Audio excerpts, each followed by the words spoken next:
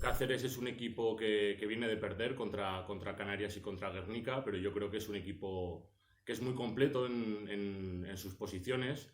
De hecho, ha ganado a buenos equipos como son IDK o Araski.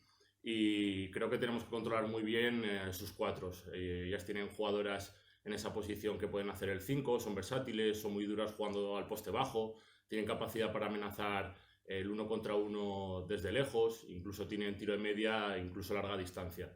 Entonces creo que tenemos que hacer un muy buen trabajo ahí con las cuatros, con Vicky Llorente y Alexa Hart.